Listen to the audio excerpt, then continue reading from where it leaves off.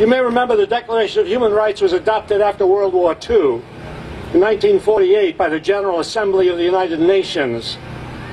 And the idea was to express something as a reaction against what we had just gone through in World War II. And that is a long and bitter war against forces of racism and nationalism and militarism. And the idea was that, oh, this was going to be a new world now. This is going to be different now. And the Declaration of Human Rights was a way of saying, this is the kind of world we want to live in.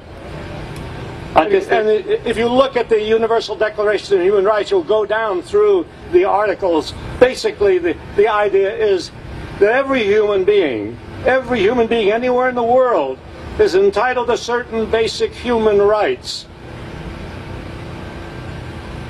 Essentially, it's a kind of internationalization of our own Declaration of Independence. Our Declaration of Independence says that all people are created equal. Everybody has a right to life, liberty, and the pursuit of happiness. The Universal Declaration of Independence extends this worldwide and spells out what that means. Everybody has a right to life. We need to take that seriously. That means that the children of Iraq have as much of a right to life as our children. It means that people who have come here from another country should have exactly the same rights as people in this country.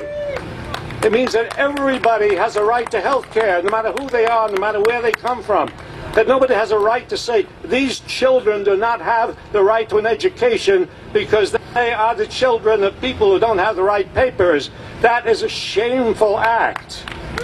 And that is a violation of the Declaration of Independence. It's a violation of the Universal Declaration of Human Rights. Antes de venir aquí, estuve leyendo lo que es la Declaración Internacional de los Derechos Humanos, que me encanta leer este documento para recordarme de... If we really follow the principles of the Universal Declaration of Human Rights, that all people everywhere have the same right to life, to liberty, to pursue happiness, then we could not have war anymore. Because if we made war, we'd be making war on our own brothers and sisters. If everybody in this world were our brothers and sisters, then war would mean we are making war on them. We're making war on our own children. We are violating that principle every day as our troops do mayhem in Iraq. And as we build up a military prepared to do mayhem, who knows where, in Iran or some other place. The essence of the Universal Declaration of Human Rights, just as it is the essence of the UN Charter, is that we do not want to accept war anymore as a solution for whatever problem there exists in the world. Si bien la Declaración Internacional de los Derechos Humanos dice que cada ser humano tiene el derecho de la vida, de la libertad, de la felicidad, bueno, lo que significa es que ya no puede haber guerra, porque si todo el mundo es hermano y hermana, pues ¿cómo vamos a hacer guerra a nuestros propios hermanos? Ahora en este momento, ya que tenemos un ejército que está echando riata en Irak, que está preparándose para echar riata en Irán, pues tenemos que acordarnos de estos principios de derechos humanos internacionales.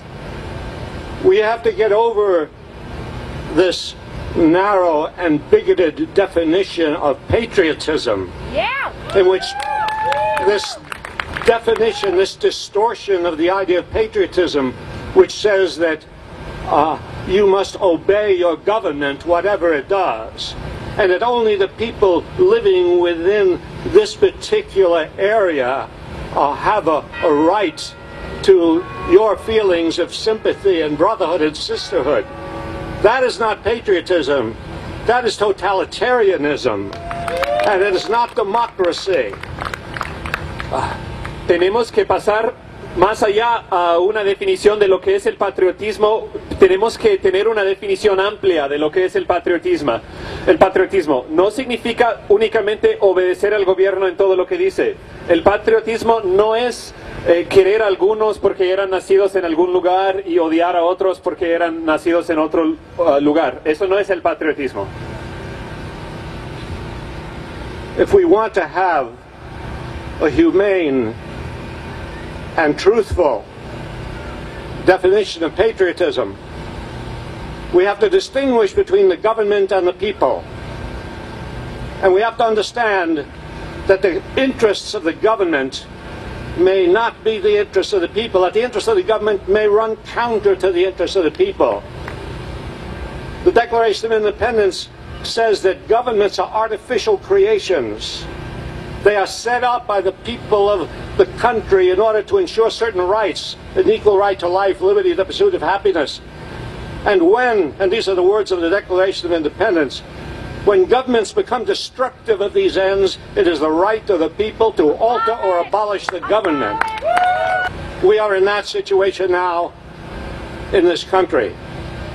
This government has violated the principles for which it is supposed to stand. This government has violated the right to life, liberty, and the pursuit of happiness.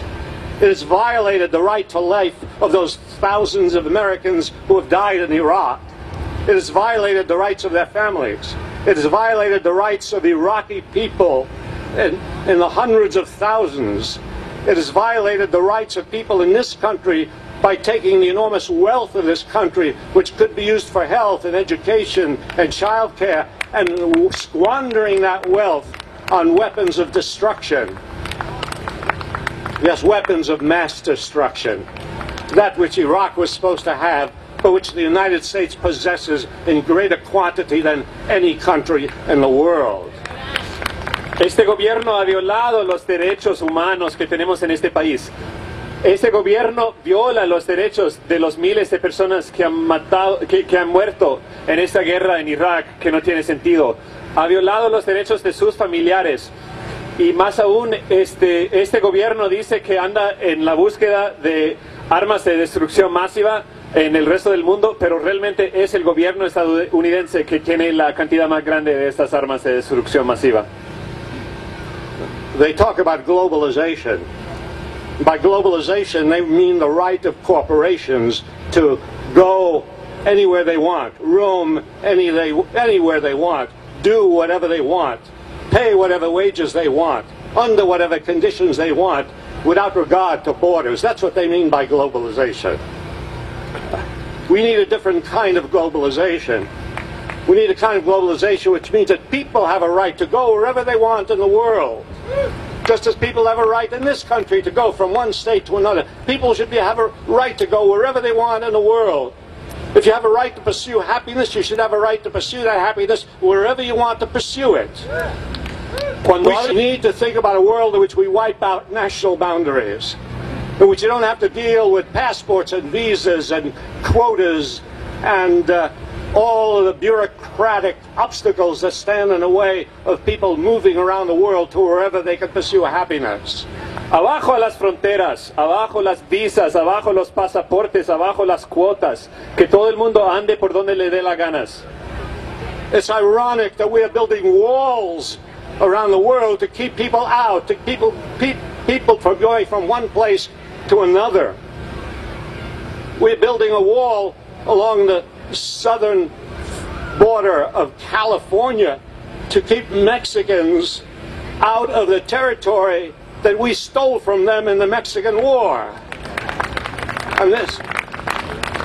And now they're building walls in Israel to keep Palestinians from moving wherever they should have a right to move.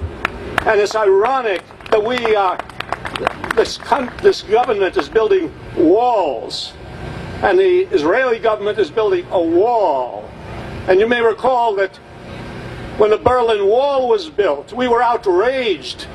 People should not be prevented from going from one part of Germany to another. And when the wall came down, everybody was celebrating and happy. Yes, this is freedom. And now we're violating the spirit of bringing down walls. And we should move to take down all the walls that exist anywhere in the world to keep people from going from one place to another. Qué poco sentido